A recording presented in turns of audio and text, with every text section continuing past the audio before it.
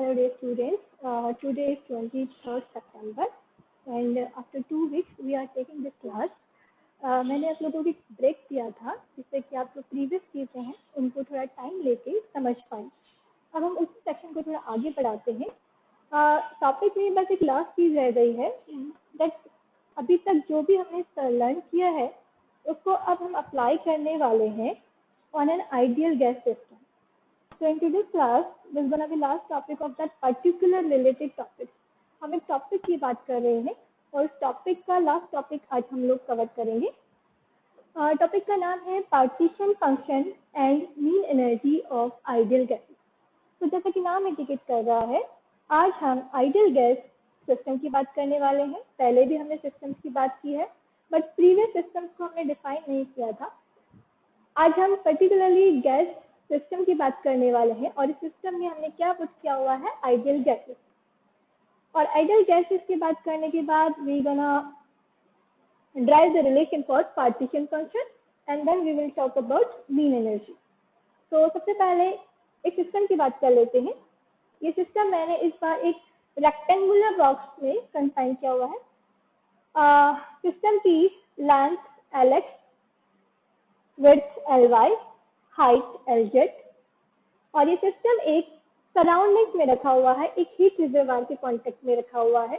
और I can say the temperature of the system is constant, that is T, and the system is at equilibrium stage. System के process की बात नहीं हो रही है, सिस्टम हीट ना तो ले रहा है ना दे रहा है, system is an equilibrium state. और इक्विलिब्रियम स्टेट वाले सिस्टम के अंदर हमारे पास आइडियल गैस के पार्टिकल्स हैं जो कि मैंने यहाँ डॉट से शो किए हुए हैं. तो जब भी हम आइडियल गैसेस की बात करते हैं तो एक थ्योरी है काइनेटिक थ्योरी ऑफ गैसेस. एक आइडियल गैस सिस्टम के लिए बात करने के लिए हम काइनेटिक थ्योरी ऑफ गैसेस के कुछ पोस्टुलेट्स को अज्यूम करते हैं और ये मान के चलते हैं कि वो सारे पोस्टुलेट्स वर्क कर रहे हैं.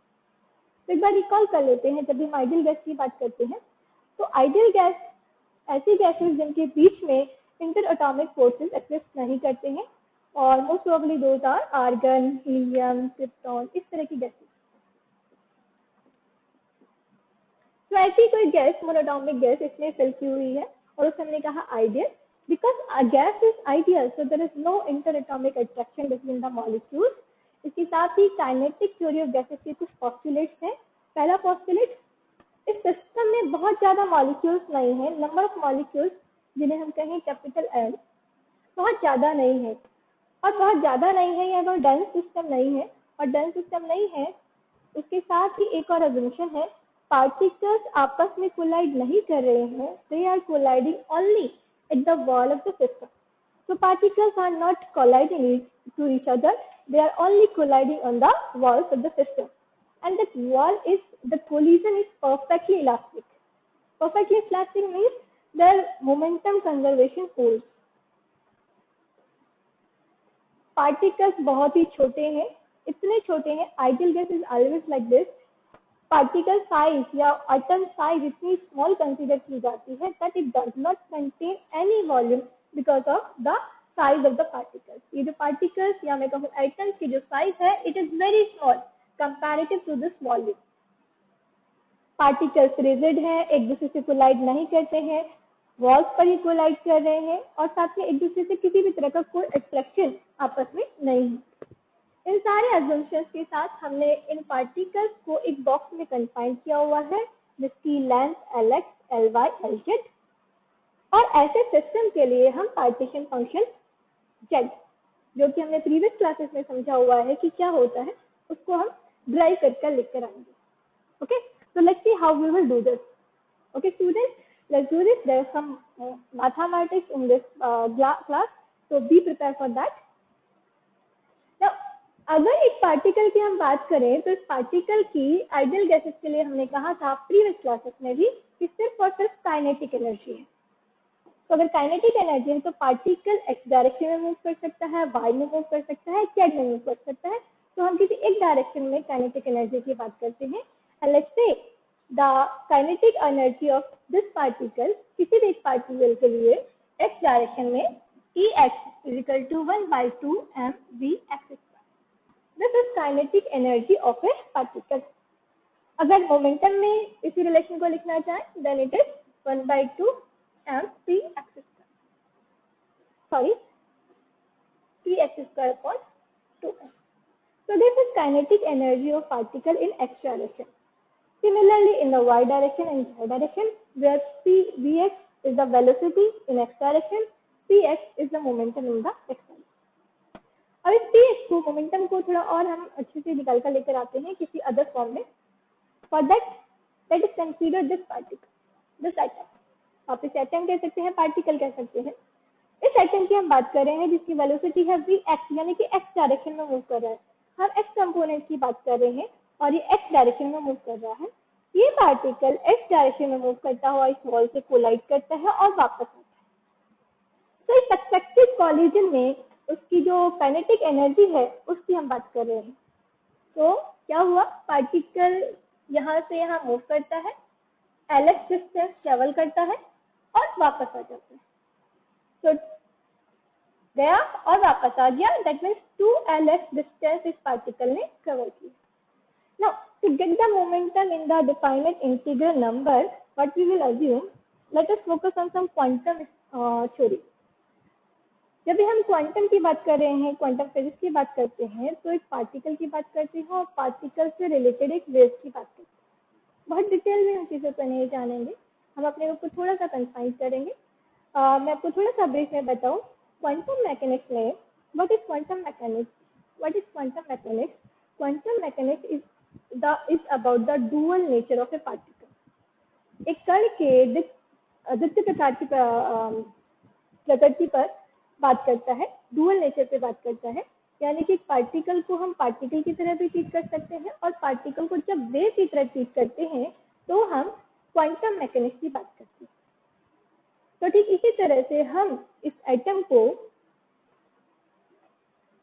तो क्वांटम मैकेनिक्स में हम हर पार्टिकल से एसोसिएटेड एक वेव की बात करते हैं. एक तरंग की बात होती है, एक वेव की बात होती है. अभी वेव क्या है, ये तरंग क्या है, वो तो जब आप क्वांटम मैकेनिक्स डिटेल में पढ़ेंगे और क्यों एसोसिएटेड होती है वो सब आपको डिस्कशन क्वांटम मैकेनिक्स में मिलेगा. But right now for all derivation what we can say, हमारे पास एक पार्टिकल है और उस पार्टिकल से रिलेटेड हम एक वेव की कल्पना कर सकते हैं. ओके, तो हम जिस एटम की बात कर रहे हैं, जिस पार्टिकल की बात कर रहे हैं, उससे रिलेटेड एक वेव की कल्पना हम कर सकते हैं. अब एक पार्टिकल यहाँ से जाकर यहाँ जाता है, वापस आ जाता है. अगर पार्टिकल है तो पार्टिकल की वेव भी होगी. तो लेट्स से कि पार्टिकल की एक वेव है जो उसके साथ साथ ही चलती है, तो पार्टिकल की वेव यूं जाएगी और वापस आएगी. Can you see? मैंने एक पार्टिकल जो कि मूव कर रहा है LS डिस्टेंस और वापस से ट्रेवल करके अपनी इनिशियल पोजीशन पर आ रहा है, उसके लिए मैंने बात की है. और उसके लिए मैंने कहा कि एक पार्टिकल है और पार्टिकल से रिलेटेड एक वेव है. ये वेव यूं ट्रेवल करती है और ट्रेवल करके वापस आ जाती है. इस एग्जांपल से हमें क्या मिलने वाला है, वी विल सी दैट. अब अगर मैंने 2LS डिस्टेंस ट्रेवल की है, ये जो वेव फॉर्मेशन आपको मिला है, this wave is stationary wave, अप्रगामी तरंग, जो भी किसी भी डायरेक्शन में बढ़ती हुई नजर नहीं आ रही है. ये तो मुझे जब LS डिस्टेंस दिखाई देती है. अगर मैं इसी को एक्सटेंड करके 2LS डिस्टेंस की बात करूं, then this will be like this.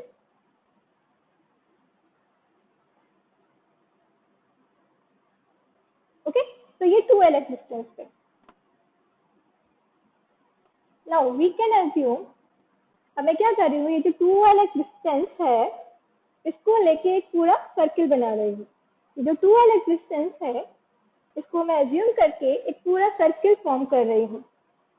This LS distance मैंने ली, यहाँ पर एक वेव है और उस वेव को पूरे को एक रस्सी की तरह मैंने इसको एक गोला बना दिया है. You can C like this, एक गोला बन गया. और ये गोला मैंने ऑलरेडी यहाँ बनाया हुआ है. मैंने क्या किया, ये जो पूरी डिस्टेंस है यानी कि इसका जो सर्कमफेरेंस है 2πr is equal to 2LX, ये जो लेंथ है सर्किल की वो क्या है, circumference, that is equal to 2πr is equal to 2LX. Of course r is the radius of the circle. और इसी में अगर हम वेव की बात करें, जो जिस वेव की हम बात कर रहे थे, the wave is like this. ये डायग्राम आपको बहुत ही जाना पहचाना सा डायग्राम है। अगर आप थोड़ा सा भी प्रीवियस क्लासेस में जाकर सोचें 9, 10 और मे बी 11th और 12th, I don't know where exactly it is, but अगर आप इस डायग्राम पर फोकस करें, चाहे केमिस्ट्री से करें या फिजिक्स से करें, आपका जाना पहचाना सा डायग्राम है। ये डायग्राम आपको इलेक्ट्रॉनिक ऑर्बिट्स की याद दिलाता है, इलेक्ट्रॉन की कक्षाओं की याद दिलाता है। इलेक्ट्रॉन उन्हीं कक्षाओं में, उन्हीं ऑर्बिट्स में मूव कर सकता है जिनका एंगुलर मोमेंटम NH क्रॉस के बराबर होता है। Angular momentum mvxr and NH cross, where n is a positive integer, H cross is plus 1। तो इस डायग्राम को देखने पर आपको de Broglie relation, more specifically जो डी ब्रॉगली रिलेशन है, आपको याद आता है mvxr = NH क्रॉस। तो अगर हम डायग्राम को और इसको एक दूसरे से एसोसिएट करें तो विद द सिमिलरिटी हम क्या कर सकते हैं, हमें क्या मिला, angular momentum mvxr = NH cross. क्या हम यहाँ से मोमेंटम निकल कर लेकर आ सकते हैं? रिमेंबर वहाँ हमने इलेक्ट्रॉनिक कक्षाओं की बात की थी, उसी एनालॉजी को, उसी सिमिलरिटी को हम यहाँ यूज कर रहे हैं। ये कंडीशन ठीक वैसे ही आई है जैसा कि हम इस पार्टिकल के लिए बात कर रहे थे। या पार्टिकल L डिस्टेंस ट्रेवल करता है और वापस आता है, और उसमें हमें देखना है what is the change in momentum. Okay, और उस चेंज इन मोमेंटम को डिस्कस करते हुए हम इस पर्टिकुलर डायग्राम पर पहुंचे हैं। और इस पर्टिकुलर डायग्राम क्योंकि सिमिलरिटी है, but we can say angular momentum is equal to NH cross. Now mvxr = NH cross, ये हमारे पास एक रिलेशन है। और दूसरा रिलेशन है 2πr = 2Lx। ये रिलेशन आपके लिए कोई नई बात नहीं है, you already know this relation. अब यहाँ से हम क्या निकाल सकते हैं, r, दैट इज 2Lx/2π, और इस r को पुट कर देते हैं यहाँ पर, जिससे कि हमें मिल जाए mvx। नाउ mvx = NH क्रॉस/r, और r की वैल्यू पुट करनी है यहाँ से, तो वी गेट mvx = NH क्रॉस/2Lx, or I can say Lx/5। So this is the momentum, हमें मोमेंटम मिल गया है। You can see this is the momentum Px, and is positive integer number and it defines quantum state of the system। बहुत detail में हम बात करेंगे जब हम क्वांटम स्टैटिस्टिक्स की बात करेंगे और क्वांटम मैकेनिक्स की बात कर रहे होंगे। क्वांटम कहाँ पर थर्मोडायनेमिक्स में क्वांटम मैकेनिक्स सामने आती है। पढ़ना इतना काफ़ी है हमारे लिए कि हम इस पार्टिकल के वेव नेचर की बात कर रहे हैं, और वेव नेचर को डिस्क्राइब करते हुए, अज्यूम करते हुए हम यहाँ पर मोमेंटम का रिलेशन निकाल कर लेकर आए हैं, that is NH cross π/L। Now pH terminal क्या है, उसको हम यहाँ पुट कर देते हैं, so that we get energy in terms of N। Here also we have to put NH x direction में इंटीजर नंबर की बात करनी चाहिए। Now pH = NX² π² H cross square upon 2m Lx square. So this is energy. Now Nx is a positive integer number. If I put 1, then there will be some value of Ex. ये energy की कोई value दिखाएगा किसी particle के लिए, energy की x direction में कोई वैल्यू होगी। If I put Nx = 2, it will be another value of energy for that particle in other quantum state। और ये क्वांटम स्टेट कभी भी बदलेगी, जैसे ही सिस्टम की एनर्जी बदलती है उसी क्वांटम स्टेट बदल जाएगी। हम डिटेल में बात नहीं करते हैं कि क्वांटम स्टेट और बाकी चीज़ों के बारे में क्या है।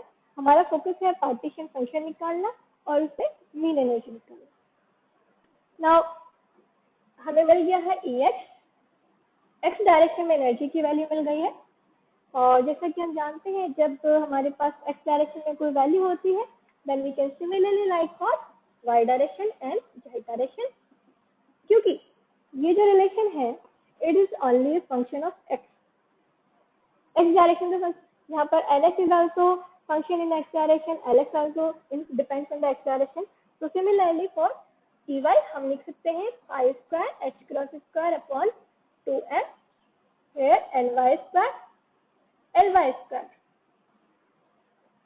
और Ez के लिए भी हम इसी तरह से लिख देंगे π²h×2m nz² Lz²। राइट। अब पार्टीशन फंक्शन निकालने के लिए भी एग्जैक्टली नो हमें क्या क्या चाहिए होता है। पार्टीशन फंक्शन z, जो कि हम प्रीवियस क्लासेस में जानते हैं, what is that, z is equal to summation I is equal to 1 to infinite e की power minus beta ei, where ei is the kinetic energy of the particle।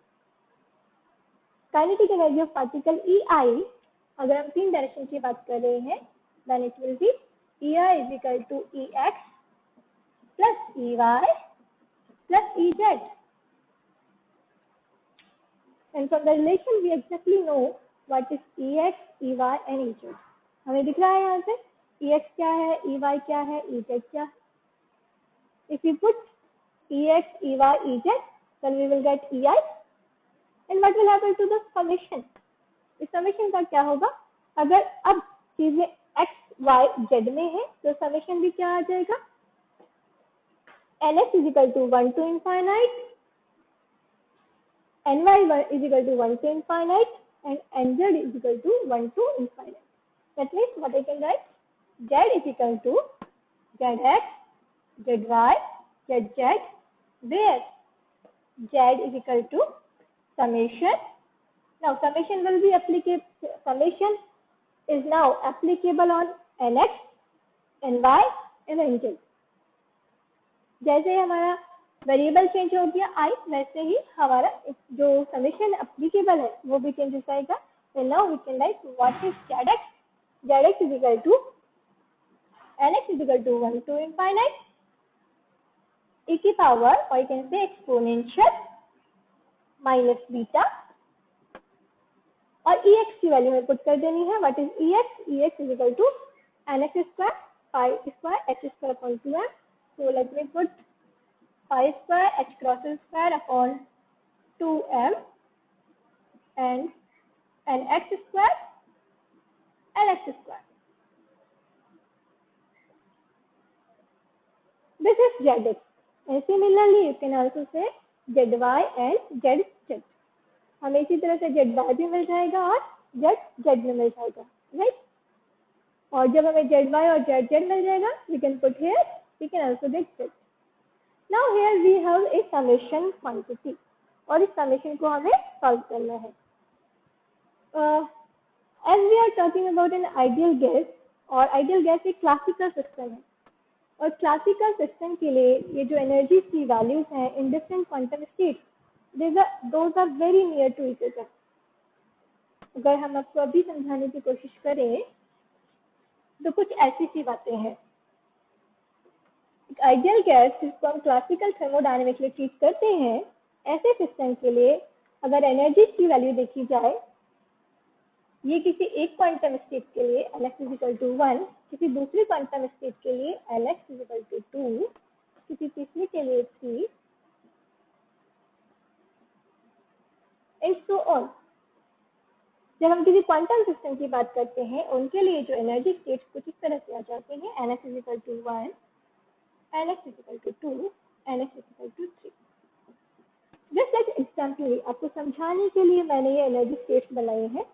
तो किसी classical system के लिए जब हम बात करते हैं तो एनर्जी स्टेट्स बहुत ही पास पास होती है, और जब हम किसी क्वांटम सिस्टम के लिए बात कर रहे होते हैं, जिस सिस्टम को हम क्वांटम मैकेनिकली ट्रीट करना चाहते हैं, उसके लिए एनर्जी स्टेट्स थोड़ी अलग अलग होती हैं, दूरी पर होती हैं, डिफरेंस अच्छा खासा होता है।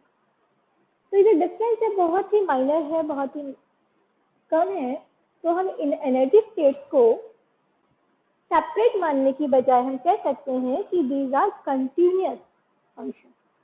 तो ये जब कंटिन्यूअस की बात होती है, तब हम इस समेशन को रिप्लेस कर सकते हैं इंटीग्रेशन से। एज यू नो मैथमेटिक्स, जब भी हम चीज़ों को कंटिन्यूअस कंसिडर करने की बात कर रहे हैं, तो हम इस समेशन को हमेशा ही रिप्लेस कर सकते हैं विद एन इंटीग्रेशन,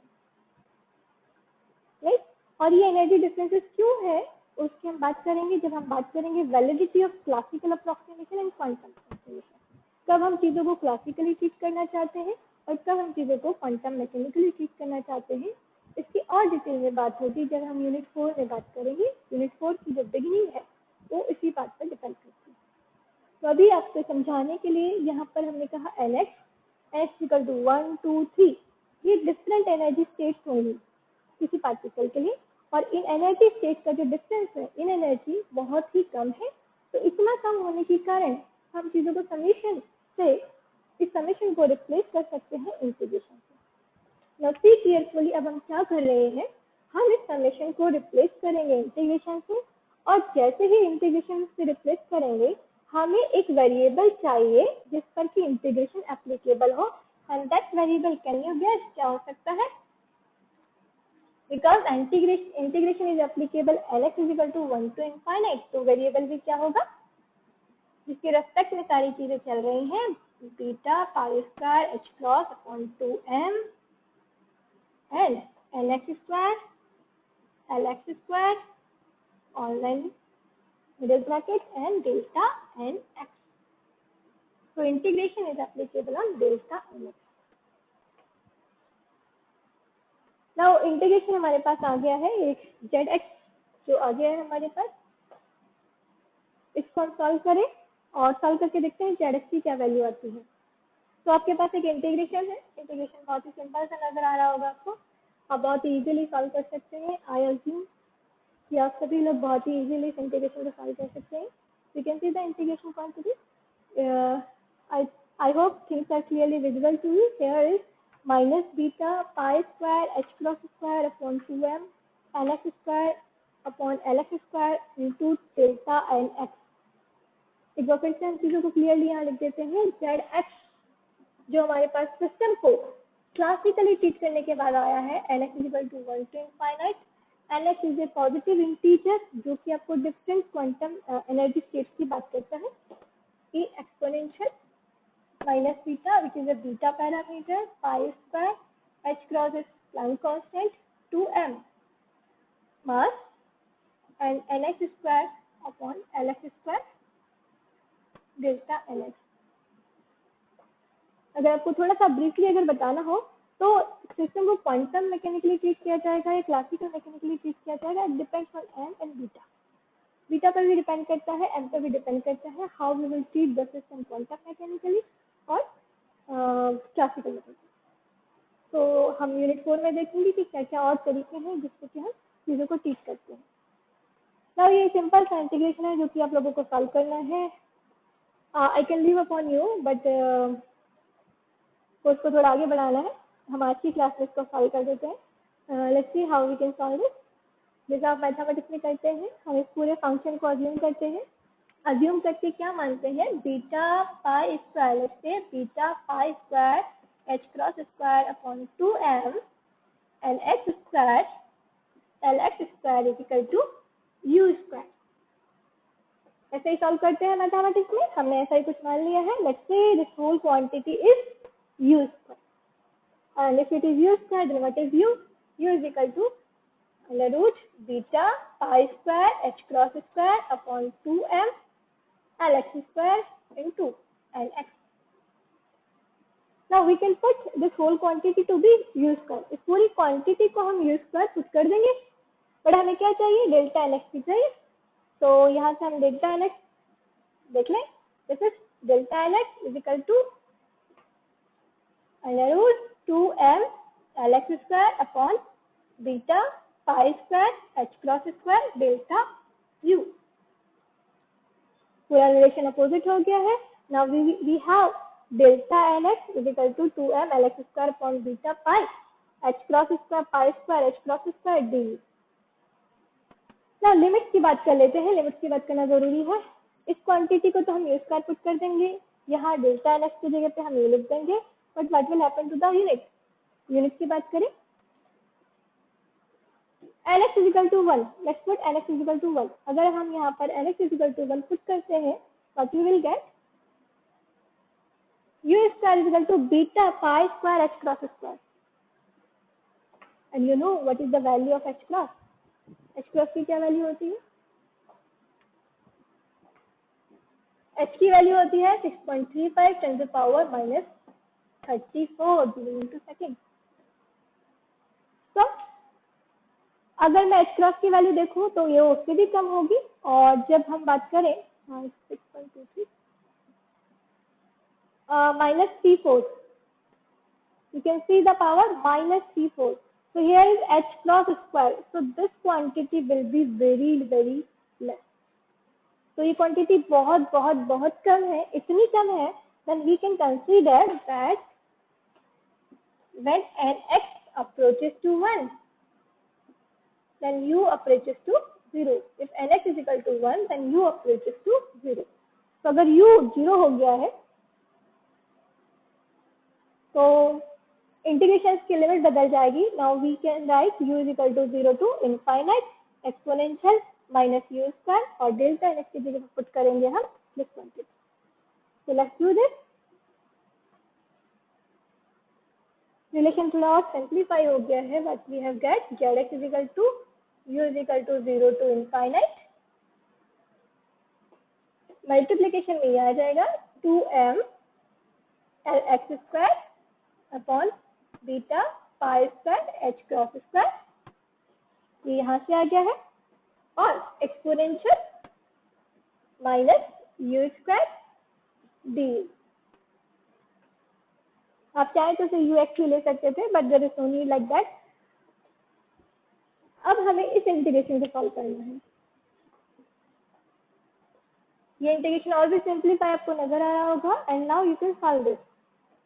और सॉल्व करने के लिए आपके पास एक मैथमेटिकल टूल है जिसके बारे में आप पहले से जानते हैं.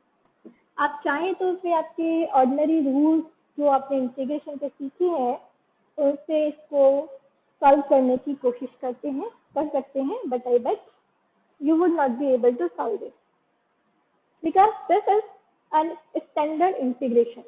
तो मैथमेटिक्स में कुछ स्टैंडर्ड इंटीग्रेशन है, और उन स्टैंडर्ड इंटीग्रेशन से हम कह सकते हैं the value of u is equal to 0 to infinite e की power minus U square D U is root pi by 2. This is an integration standard integration which comes from the gamma function. Gamma function का use आपने mathematics में सीखा होगा, और उसी को एक बार फिर से रिकॉल कीजिएगा. You will get how we can write this quantity to be root pi by 2. इसका इंटीग्रेशन रूट पाई बाई 2 कैसे आ जाता है, ये आप गामा फंक्शंस को एक बार फिर से रिकॉल कीजिएगा and you will get this. So by using gamma function now we can write zx to be root pi by 2. तो और सिंप्लीफाई करते हैं, रूट पाई को अंदर लेकर जाते हैं. So here it is zx is equal to 2m lx square अपॉन पाई को अंदर ले लेते हैं, beta pi square h cross 4. तो और सॉल्व करते हैं, we will get zx is equal to m upon 2 beta pi h cross square और 1/2 lx. So this is how we will get zx. हमने zx की वैल्यू ऑब्टेन कर ली है. हमने कहाँ से शुरू किया था? हमने शुरू किया था what is the kinetic energy of A particle in the system, and that kinetic energy was Ex is equal to 1/2 mvx square. और इस mvx स्क्वायर को हमने मोमेंटम के रिलेशन में लिखा. मोमेंटम की वैल्यू हम पार्टिकल की वेव नेचर को कंसीडर करते हुए लेकर आए हैं. What is the momentum? Wave nature consider करने से हम चीज़ों को nx की फॉर्म में या पॉजिटिव इंटीजर की फॉर्म में लिख सकते हैं, जो कि हमें different quantum state of the particle बता देती है. एनर्जीज में डिफरेंसेस बहुत कम थे, इसलिए हम समेशन को रिप्लेस कर सकते हैं इंटीग्रेशन से. हमने समेशन को रिप्लेस किया इंटीग्रेशन से, and after solving that integration using gamma function standard function हम zx की वैल्यू निकाल कर लेकर आए हैं this. Now this function totally depend on some x quantities. x variable पर डिपेंड कर रहा है, x का फंक्शन है, और इसमें जो भी वेरिएबल है वो x पे डिपेंडेंट है, डायरेक्शन डिपेंडेंट है. तो अगर डायरेक्शन डिपेंडेंट है, बाकी सभी कांस्टेंट है, n कांस्टेंट है, बीटा कांस्टेंट है, h प्लस कांस्टेंट है, और जो भी वेरिएबल चीज़ें हैं lx वो सब x के फंक्शन है. तो अगर डायरेक्शन के फंक्शन है तो what we can write we can simply write Z Y भी सेम ही होगा m upon 2 beta pi h cross square 1/2 Ly and similarly for Lz। तो हमें Lx मिल गया है, Ly मिल गया है, Lz मिल गया है। To get the partition function z को निकालने के लिए now we have to put zx, zy and zz। Partition function z जो कि हमने पहले लिखा था क्या है, फंक्शन है zx का, zy का एंड zz का।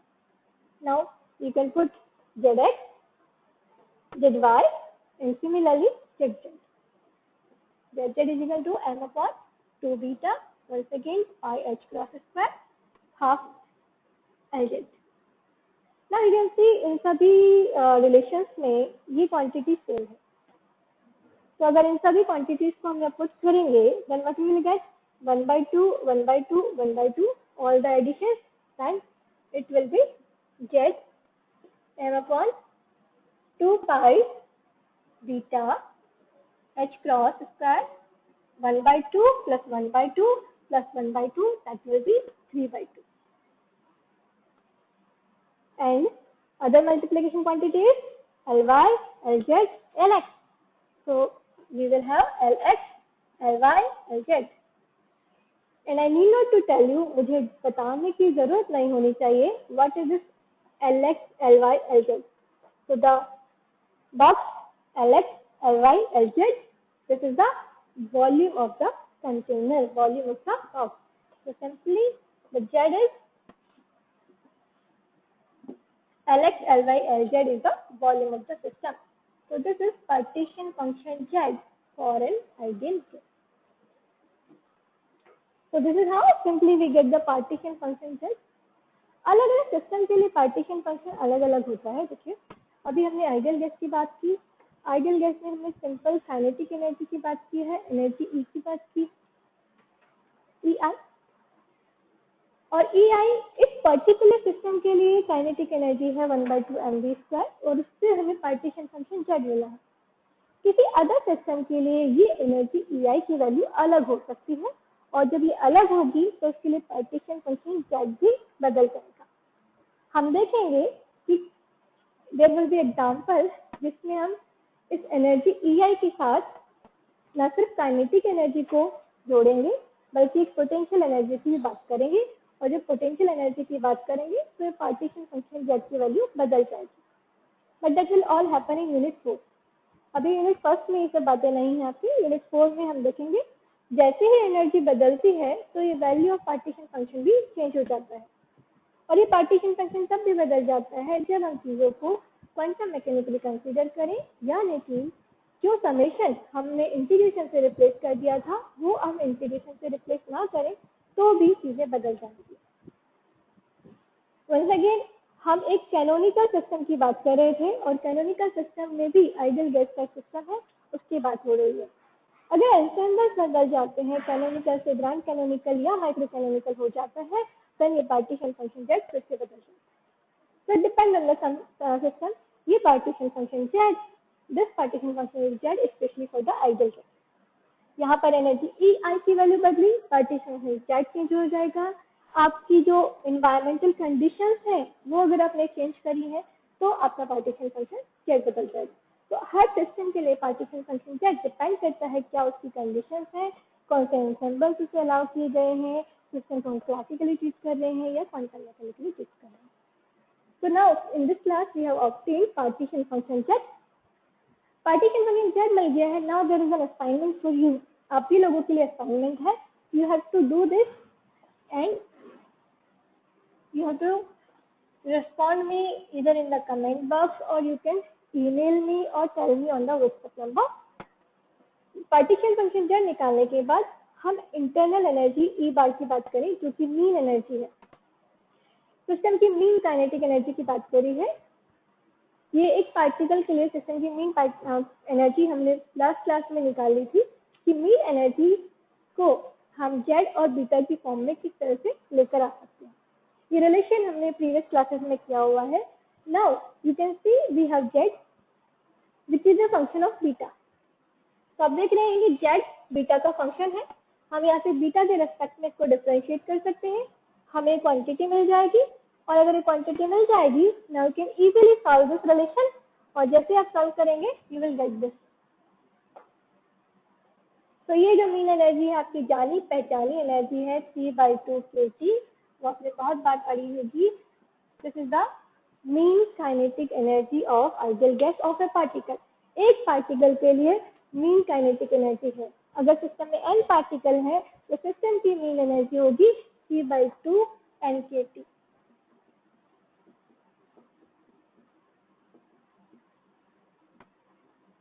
So this is the mean kinetic energy of the ideal system. This is the mean kinetic energy of a single particle in an ideal gas system. तो इस तरह से आप mean particle energy निकाल सकते हैं। Sorry for the interruption. तो इस तरह से आप मीन पार्टिकल एनर्जी आप सिस्टम की निकाल सकते हैं। Now do yourself and see the things कि किस तरह से मीन काइनेटिक एनर्जी आपको निकल कर आती है या नहीं आती है। नेक्स्ट क्लास में हम बात करेंगे मीन प्रेशर की, आइडियल गैस के लिए मीन प्रेशर की using this partition function Z, और वो भी रिलेशन आप जानते हैं, that is PV is equal to NRT. तो ये रिलेशन कहाँ से निकल कर आता है उसकी हम बात करेंगे। Okay students, hope you are doing good at your home and safe at your side. With this have a nice day, good bye.